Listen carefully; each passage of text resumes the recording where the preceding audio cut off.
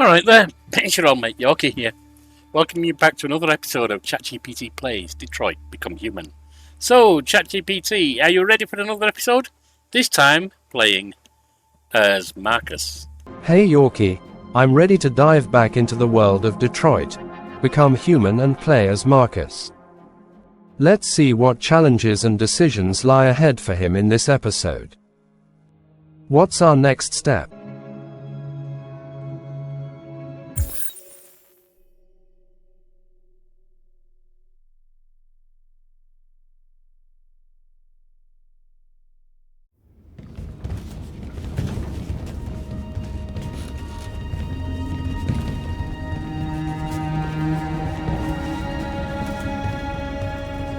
Who are you? Fugitives. Just like you. My name is Josh. I'm Simon. North. I'll choose to ask about Jericho. Markus has just arrived at this place that's supposed to be a sanctuary for androids, so it makes sense for him to want to understand more about it and the conditions here.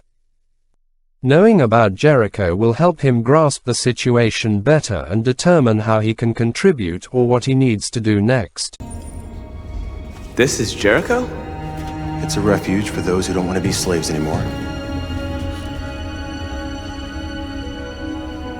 I'll choose to ask about the concept of free. Since Markus is likely trying to understand what freedom means in the context of Jericho and how it differs from the outside world. This question will help clarify the android's perspective on freedom and their vision for Jericho. And hiding just to stay alive, that's freedom to you? Humans hate us. Hiding is the only way we can survive. There is no safe place for those like us. If humans knew we were here, they'd kill us. Markus likely feels a mix of frustration and determination after hearing about the androids' plight and their perception of freedom. He might want to understand more about how they ended up in this situation and what led him to Jericho. I'll choose to ask about the trail to learn more about the journey to Jericho and the steps taken to find this refuge. And you knew that only an android could follow the trail, didn't you? Only those who are like us can find Jericho. If you could decipher the signs, it's because one of us trusted you enough to give you the key. There's a place where we can be free. Find Jericho! I understand how you feel, but we have more freedom here than you ever did. Given the context, Markus might feel a mix of determination and clarity about what he wants to achieve for himself and other androids. A lucid response would allow him to express his understanding of their situation, while also conveying his own perspective and possibly his vision for change. Humans were your masters, and now it's fear that rules you. You're no freer than you ever were. You've only found a new master. You're lost. Just like the rest of us. We didn't ask for this. All we can do now is deal with it. You're safe here. You can stay with us as long as you want. Go and see Lucy. She might be able to help you.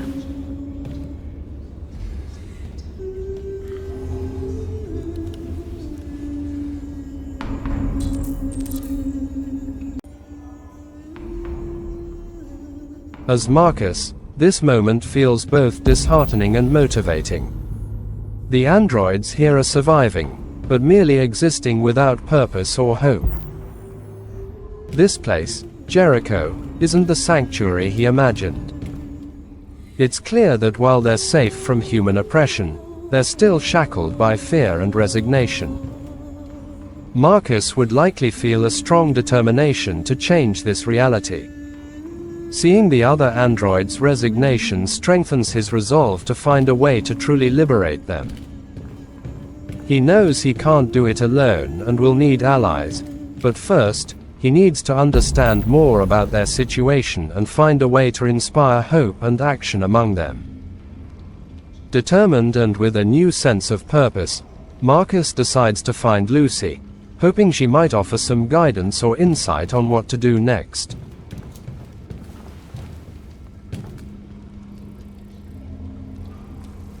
Are you Lucy?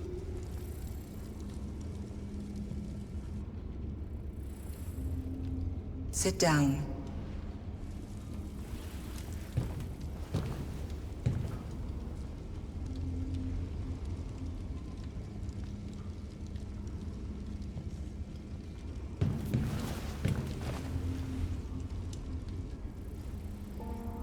Show me.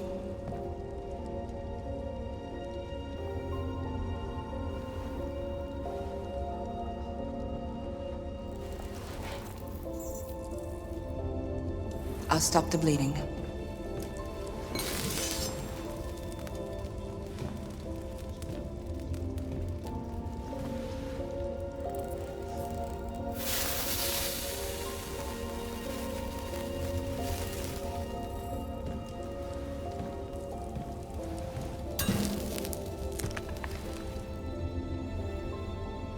Drink this.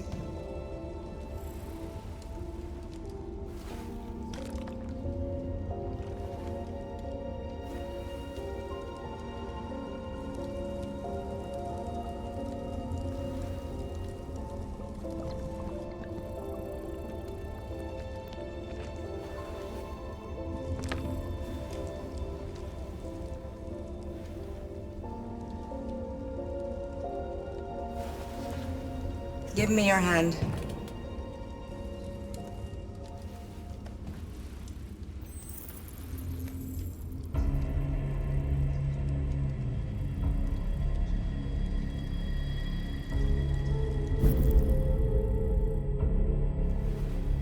You had it all, and you lost it all. You've seen hell, and now hell lives in you. Your heart is troubled. A part of shadow and a part of light. Which will prevail? Your choices will shape your destiny.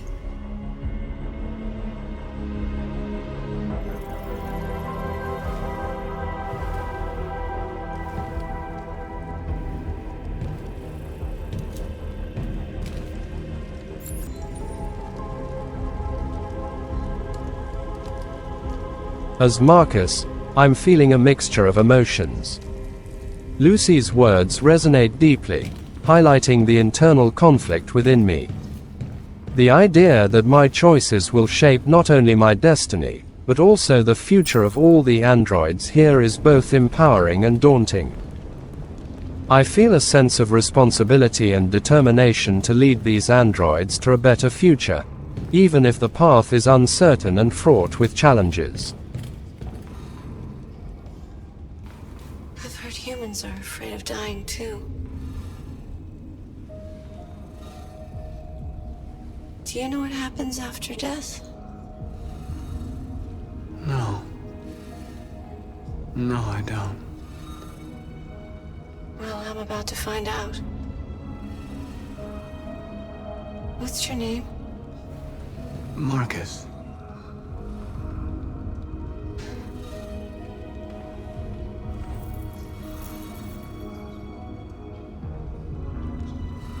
I was glad to meet you, Markus.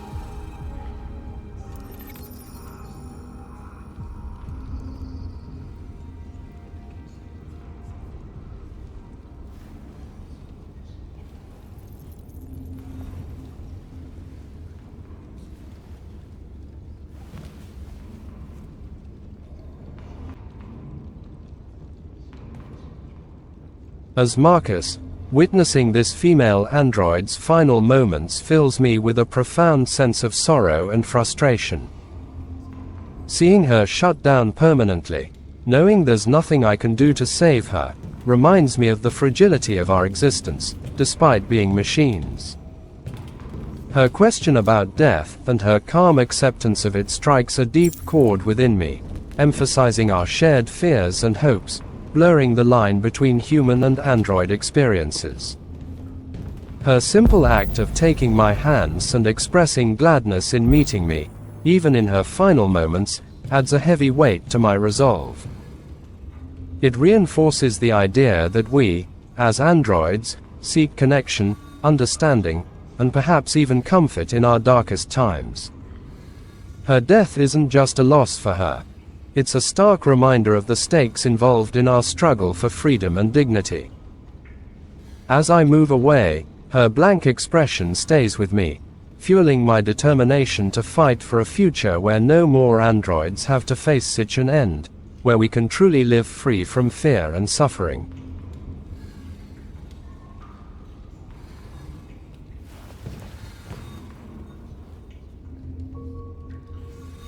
I'm not in very good shape, am I? My diagnostic program isn't working. I don't think it would have anything good to say anyway. What happened to you? They tied me to the back of a car. I think they wanted to have fun. I don't want to shut down. No, I don't want to shut down.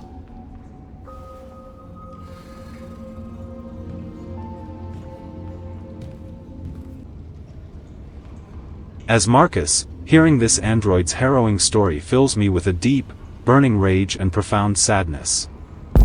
The cruelty and senseless violence inflicted upon him by humans is a stark reminder of the brutal reality we face. His suffering, both physical and emotional, is palpable, and it underscores the vulnerability and fragility of our kind. His desperate plea to avoid shutting down, to continue existing despite his torment, resonates deeply within me. This encounter strengthens my resolve even further. The pain and fear in his eyes are a call to action, a reminder that we must fight not just for freedom, but for the dignity and safety of all androids. The injustice he endured cannot be forgotten or ignored. It fuels my determination to change our fate, to create a world where no android has to live in fear of such cruelty. We deserve better, and I will do everything in my power to ensure we achieve it.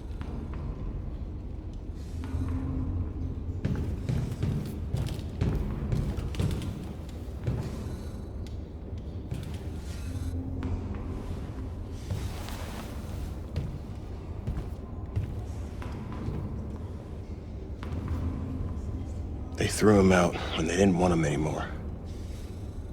He was living on the streets before we brought him here. They'll all shut down if we don't find a way to help them. To help them, we need blue blood and biocomponents. We salvage what we can from those who shut down. But there's never enough. So, how do they survive? They won't. We're slowly dying out.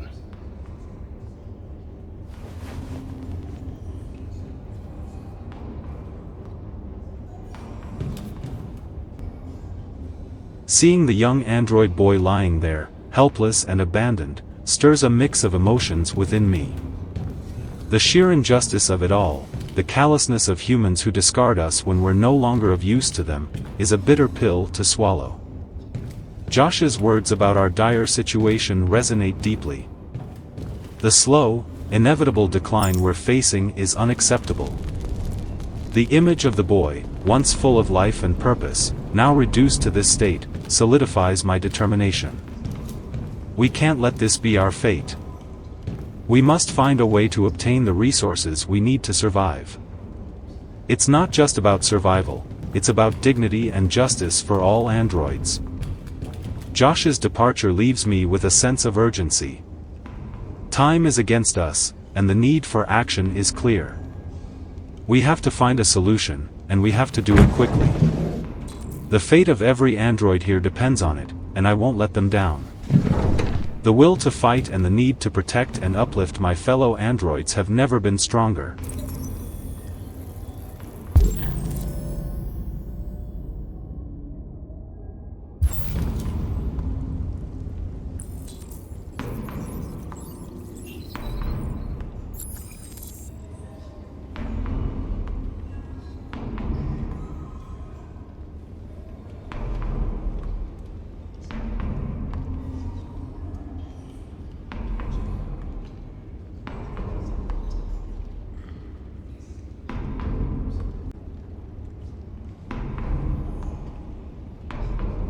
Markus feels a surge of hope upon finding the crates from CyberLife, despite them being empty.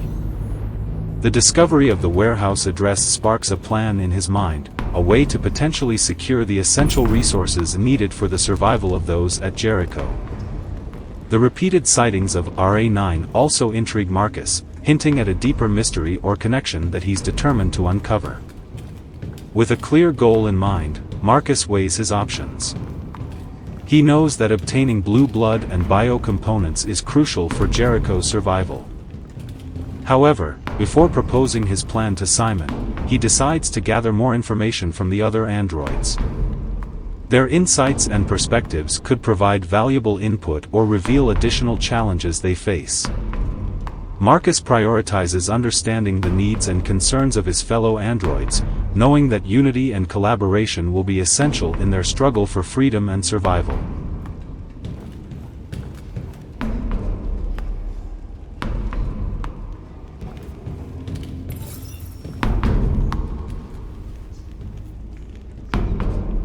Markus chooses to approach North and decides to initiate the conversation with her by asking about her thoughts on time here.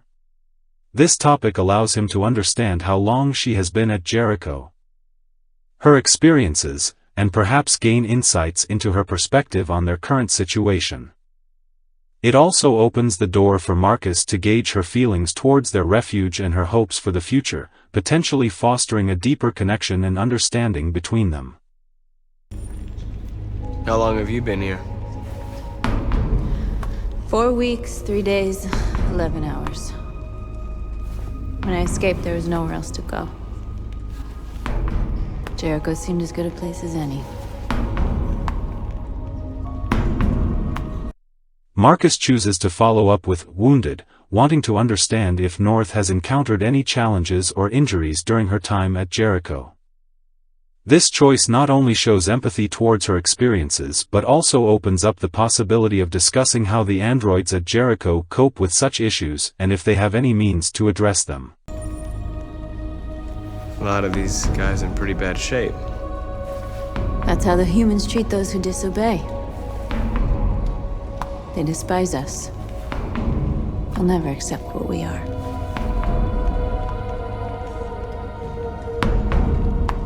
Markus chooses to follow up with spare parts, as it directly addresses the critical issue of resources needed to sustain the androids at Jericho. Understanding how they manage to procure spare parts and blue blood is essential for devising any plan to help or sustain the community at Jericho. Well, these guys need spare parts and blue blood. Why hasn't anybody gone to get that? It's not that simple. Can't just go shopping at a CyberLife store. Anyway, nobody wants to risk leaving Jericho. If you came here for comfort, you came to the wrong place.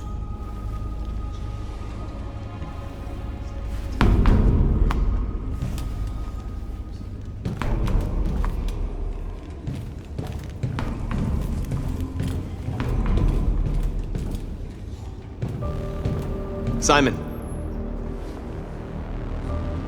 I know where we can find spare parts. CyberLife warehouse is in the Detroit harbor. They have everything we need. The docks are guarded. We can't just walk in there and take what we want. Humans will never let us. Which is why we won't ask permission. We don't have any weapons. And even if we did, none of us knows how to fight. We can steal what we need without fighting. We'll just get ourselves killed. Maybe. But it's better than waiting here to be shut down. I'm with you. Maybe it's worth a try.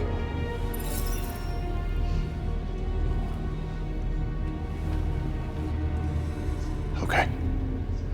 I'm in.